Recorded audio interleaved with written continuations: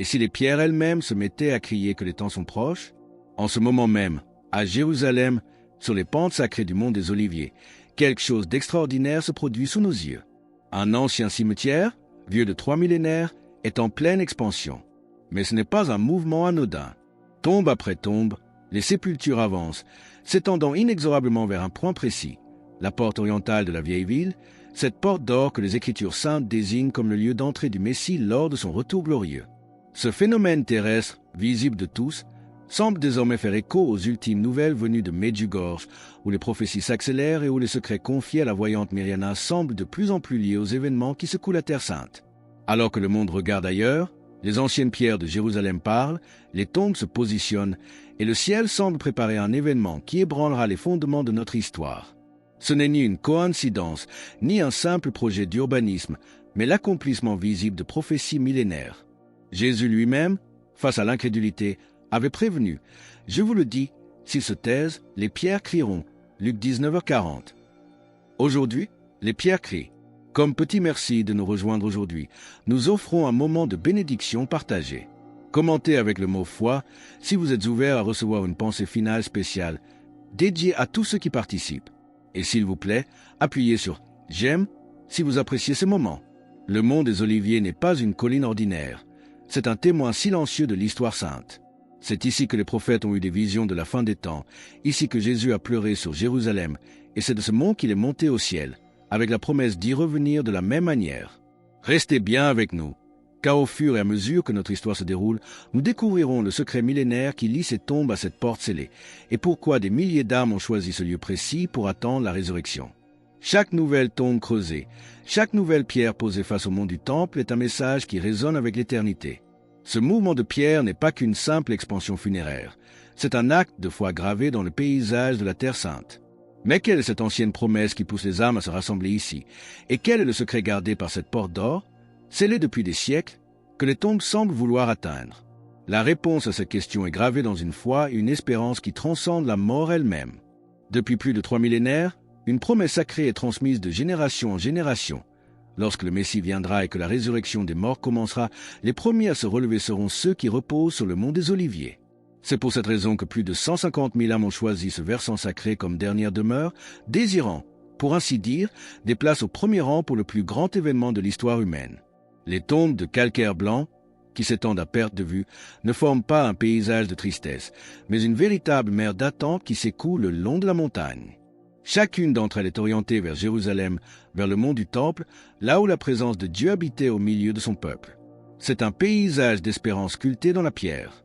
L'avancée de ces tombes n'est pas aléatoire. Elle converge vers la porte d'or, l'entrée orientale de la ville, qui est au cœur d'une prophétie stupéfiante. Le prophète Ézéchiel a reçu une vision divine concernant cette porte. Dieu lui a dit, comme il est écrit au chapitre 44, verset 2 de son livre, « Cette porte sera fermée, elle ne s'ouvrira point, et personne n'y passera, car l'Éternel, le Dieu d'Israël, est entré par là. Elle restera fermée. Elle doit rester scellée jusqu'à ce que le prince, le Messie, la traverse à son retour pour établir son royaume sur la terre. Aujourd'hui, des pierres massives bloquent cet accès. Pendant des siècles, un cimetière musulman a même été placé juste devant, dans la croyance que cela empêcherait l'entrée du Messie juif. Pourtant, la parole de Dieu ne peut être entravée par des stratagèmes humains. Cet immense cortège de tombes qui avance vers la porte scellée est comme une grande armée de fidèles se mettant en position, attendant l'arrivée de son roi. Cette attente des morts et cette prophétie des anciens prophètes préparent la scène pour un roi. Mais ce lieu saint n'est pas seulement tourné vers l'avenir, il est profondément enraciné dans les moments les plus décisifs de la vie du Christ. Comment le ministère terrestre de Jésus, son agonie et sa glorieuse ascension ont-ils scellé pour toujours le destin prophétique du mont des Oliviers? Le lien entre le mont des Oliviers et le Christ est scellé non seulement par la prophétie, mais par le sang et les larmes. Cette montagne n'est pas qu'un simple lieu de passage. Elle fut au cœur du ministère terrestre de Jésus, le théâtre de ses enseignements les plus cruciaux et de ses moments les plus intenses. C'est ici, face à la ville sainte, qu'il a enseigné à ses disciples les signes de la fin des temps, dans ce que nous appelons le discours sur le mont des Oliviers. Il leur a décrit les guerres, les famines et les tribulations qui précéderaient son retour, des paroles qui résonnent avec une acuité particulière aujourd'hui. C'est ici encore qu'il a prié, dans une agonie si profonde que sa sueur devint comme des gouttes de sang, la veille de sa crucifixion. C'est ici qu'il a regardé Jérusalem et qu'il a pleuré sur son sort. pleurait sur le rejet de son amour et sur la destruction à venir, connaissant la souffrance qui attendait la cité qu'il chérissait. Mais l'événement le plus significatif, celui qui ancre pour l'éternité le destin du monde des Oliviers à la promesse du salut, est son ascension. C'est de cette montagne, et d'aucune autre, que Jésus est monté au ciel sous le regard émerveillé de ses disciples. Et à cet instant précis, 2 anges sont apparus pour prononcer une promesse qui traverse les siècles. Ce même Jésus, qui a été enlevé du milieu de vous pour le ciel, reviendra de la même manière que vous l'avez vu allant au ciel. Acte 1h11. La promesse est formelle, de même qu'il est parti de ce lieu.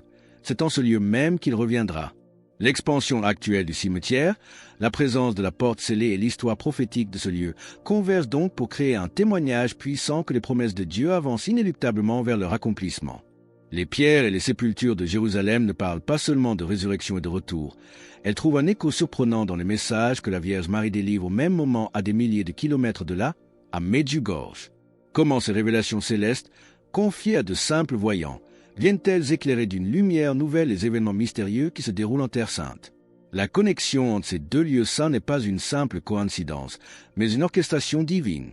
Les messages que la Vierge Marie donne à Medjugorje depuis plus de 40 ans viennent confirmer et éclairer ce que les pierres de Jérusalem nous crient. Le temps est proche. Au cœur de ce mystère se trouvent les secrets confiés aux voyants, des révélations sur l'avenir du monde qui doivent être annoncées par un prêtre choisi par le ciel lui-même, le Père Petar Luby. Le silence qui entoure sa mission porte le poids des siècles, car entre ses mains repose la dernière phase des avertissements de la Mère de Dieu. Car Dieu n'agit jamais sans prévenir, comme l'enseigne l'Écriture par la bouche du prophète Amos. Car le Seigneur, l'Éternel, ne fait rien sans avoir révélé son secret à ses serviteurs les prophètes. Amos 3h7. Au fil des décennies, les messages de Medjugorje dessinent une trame qui reflète étrangement les anciennes prophéties liées à Jérusalem. Marie a parlé à plusieurs reprises d'un temps de grande purification, de signes qui apparaîtraient dans le ciel et sur la terre, et d'un moment où l'humanité serait confrontée à un choix décisif entre la conversion et le jugement. La voyante Myriana, qui garde ses secrets jusqu'au jour fixé, a décrit avoir eu des visions d'événements qui secourront le monde. Elle parle notamment d'un avertissement à venir, un moment de grâce où chaque être humain sur la terre verra son âme telle que Dieu la voit. Cette illumination globale des consciences, ce grand examen personnel face à la vérité divine, pourrait être intimement lié à ce qui se prépare en Terre Sainte. Si ce message résonne profondément en vous et que vous vous sentez poussé à affirmer votre foi en cet instant, partagez Amen dans les commentaires ci-dessous. La concordance des temps est trop précise pour être ignorée. Cette illumination des consciences et ces prophéties de purification ne sont pas de simples avertissements. Elles s'inscrivent dans un symbolisme profond où chaque événement, à Jérusalem comme à Medjugorje, est un miroir de l'autre. Comment le positionnement des morts en Terre Sainte reflète-t-il la préparation des vivants en Europe et quel message commun nous adresse-t-il? La convergence de ces 2 lieux saints révèle un symbolisme saisissant, comme si le ciel nous offrait une parabole vivante. Considérez ceci. Sur le mont des Oliviers, les morts se positionnent physiquement devant la porte scellée, dans l'attente silencieuse de la résurrection. Pendant ce temps, à Medjugorje, les vivants reçoivent des messages qui les appellent à se préparer spirituellement pour le jugement imminent. Ces 2 scènes, l'une en Terre Sainte et l'autre en Europe, parlent de la même réalité imminente, mais sous 2 angles différents, le physique et le spirituel. Vu à travers le prisme des messages mariales, le spectacle de ce cimetière grandissant prend une signification encore plus profonde. Cette mer de tombes devient une représentation visuelle de la multitude des âmes se rassemblant devant le trône du jugement. En parallèle, les fidèles à Medjugorje, par la prière et la pénitence, se positionnent volontairement devant le trône de la miséricorde. Mais il y a un aspect plus troublant dans cette convergence. Les secrets de Medjugorje ne parlent pas seulement de miséricorde, mais aussi de justice et des conséquences pour un monde qui refuse d'écouter. La porte orientale, scellée, bloquée par des pierres massives, devient alors un symbole de la manière dont l'humanité répond souvent à l'appel divin, avec des barrières, de la résistance et des tentatives d'empêcher le salut même qui est offert. Pourtant, les plans humains ne peuvent contrecarrer le projet divin. Comme Dieu le déclare par le prophète Isaïe au chapitre 55, verset 11, « Ainsi en est-il de ma parole, qui sort de ma bouche, elle ne retourne point à moi sans effet, sans avoir exécuté ma volonté et accompli mes desseins. » Le cimetière musulman placé devant la porte il y a des siècles avait pour but de bloquer le Messie. Aujourd'hui, les tombes juives avancent vers ce même lieu, prouvant que la prophétie s'accomplira. La même vérité s'applique au message de Medjugorje. Que le monde écoute ou non, les événements annoncés se produiront. Si les plans divins sont inarrêtables, quelle est alors la véritable nature de la mission du Père Petar? Ne serait-il pas simplement le porteur de messages, mais l'annonciateur d'une transformation globale, le héros de la toute dernière chance offerte à l'humanité avant que chaque prophétie ne s'accomplisse? La mission du Père Petard prend alors une dimension cruciale. Il n'est pas simplement le gardien d'un secret, mais bien l'héros d'une transformation mondiale. Les 7 jours dont il disposera pour jeûner et prier avant de révéler chaque secret au monde représentent la toute dernière opportunité de conversion offerte à l'humanité avant que l'événement prophétisé ne se déroule. Ces avertissements ne sont pas des fables lointaines, mais des appels immédiats à une préparation spirituelle sérieuse. Les voyants de Medjugorje ont décrit des scènes terribles de purification, mais aussi des visions d'espérance et de renouveau. Cette double nature de la prophétie, à la fois redoutable et glorieuse, trouve son reflet parfait sur le mont des Oliviers. Les tombes parlent de la mort, mais elles proclament l'espérance de la résurrection. La porte scellée représente le rejet de l'homme, mais elle attend l'entrée triomphale du roi. Face à ces signes qui peuvent sembler effrayants, Jésus lui-même nous a donné la clé d'interprétation. Dans l'évangile de Luc, au chapitre 21, verset 28, il nous dit « Quand ces événements commenceront à se produire, redressez-vous et levez la tête, parce que votre délivrance approche. » Le ciel nous prévient pour que nous ne soyons pas surpris, pour que nous puissions transformer l'épreuve en un chemin vers la victoire. Pour rejoindre notre communauté et ne manquer aucune histoire inspirante, pensez à cliquer sur « J'aime » et à vous abonner. Cette intensification prophétique n'est plus théorique.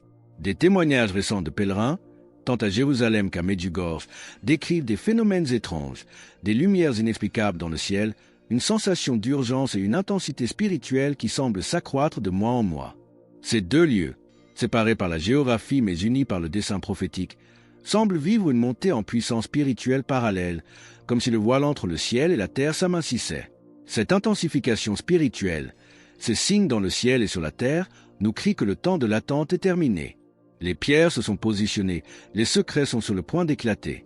Face à ce compte à rebours final et visible, nous ne sommes plus de simples observateurs. Quelle est l'ultime décision que nous sommes tous appelés à prendre? Nous sommes arrivés au seuil du grand accomplissement prophétique.